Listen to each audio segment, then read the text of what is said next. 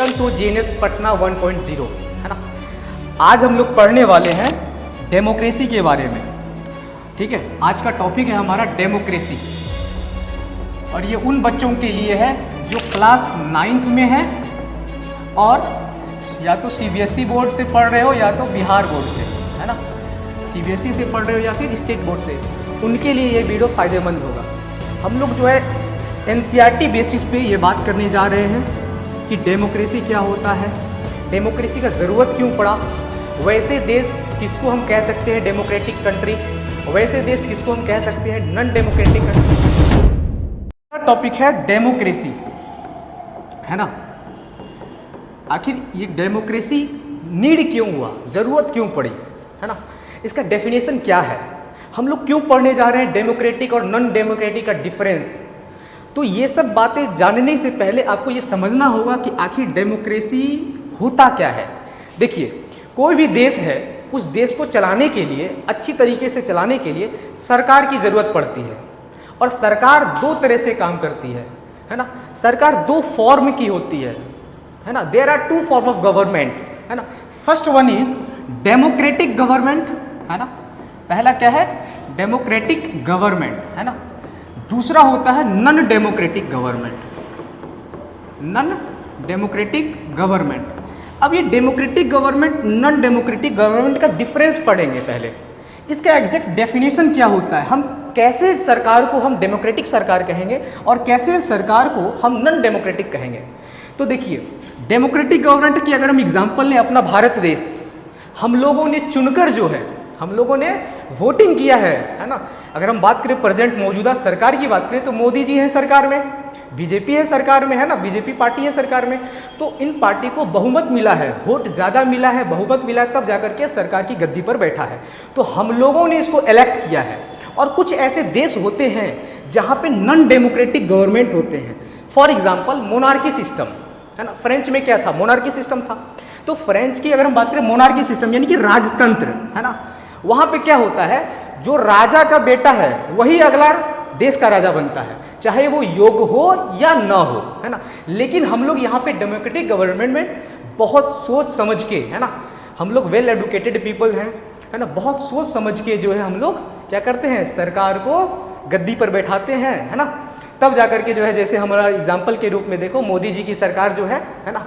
तो democratic government का अब हम क्या करेंगे, डेफिनेशन को समझेंगे। तो जहाँ तक बात अभी तक की है कि वैसे सरकार जो लोगों के द्वारा, वहाँ की जनता के द्वारा चुना गया हो, है ना। तो डेमोक्रेटिक गवर्नमेंट हम क्या लिख सकते हैं, है ना, ए फॉर्म ऑफ गवर्नमेंट, या फिर यहाँ पे लगा सकते हो द फॉर्म ऑफ गवर्नमेंट, है ना। उस तरह का सरकार, है ना, द फॉर्म ऑफ गवर्नमेंट, है ना, which are elected by the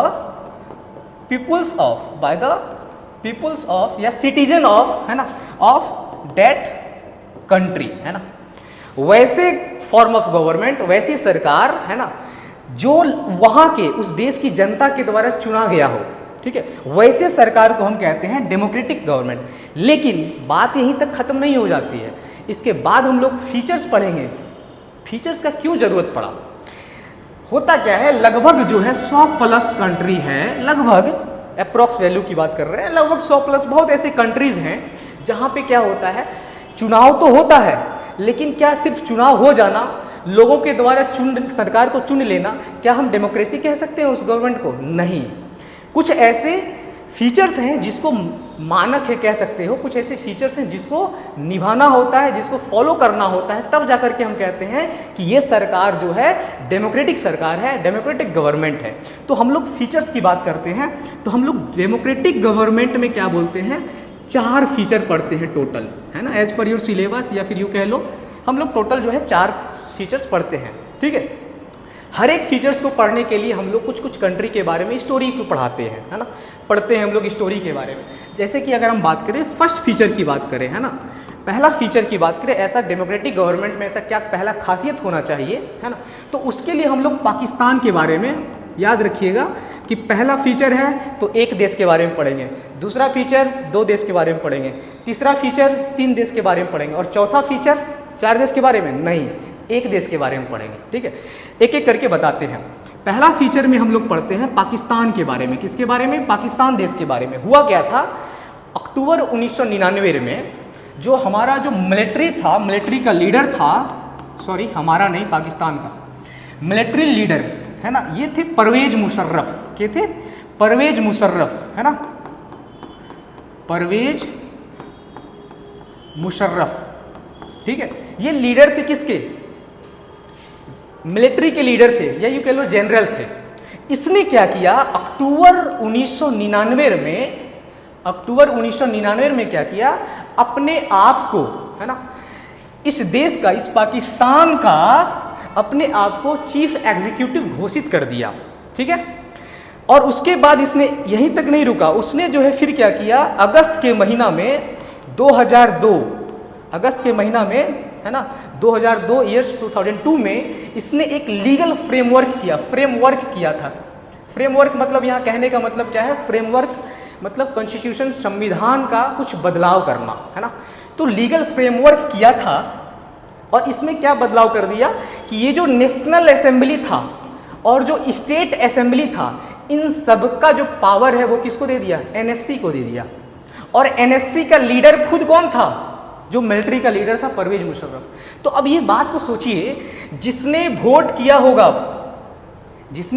होगा, पाकिस्तान की जो सिटीजन्स ने वोट करके सरकार बनाया होगा, सरकार में भेजा होगा जिसको बहुमत दे करके, क्या यहाँ पे जो परवेज मुशर्रफ ने जो ये एक्टिविटी किया, क्या ये फेयर था डेमोक्रेसी के रूप में, डेमोक्रेसी गवर्नमेंट के रूप में? क्या ये फेयर था?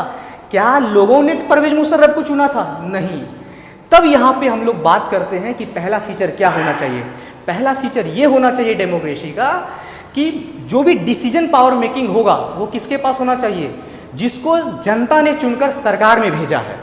अब देखिए, बात को समझिए, ये जो नेशनल असेंबली और स्टेट असेंबली का पावर जो है एनएससी को दे दिया, और एनएससी खुद ये मिलिट्री लीडर जो परवेज मुशर्रफ है वो खुद चला रहे हैं, तो क्या जनता के हित में वो काम कर पाएगा? नहीं। क्यों? ये मिलिट्री लीडर का जो काम होगा, जो पीएम का जो परवेज मुशर्रफ है, जो परवेज मुशर्रफ चाहेंगे वही करेंगे, और उसको जनता ने तो इलेक्ट नहीं किया था ना। तो इसीलिए पहला फीचर आता है यहाँ पे कि पहला फीचर हम लोग यहाँ क्या पढ़ते हैं कि डिसीजन मेकिंग पावर, जो फाइनल डिसीजन मेकिंग पावर हो, है ना, डिसीजन मेकिंग पावर जो होना चाहिए वो उसके पास होना चाहिए विद रेस्ट, उसके पास होना चाहिए विद रेस्ट विथ दोज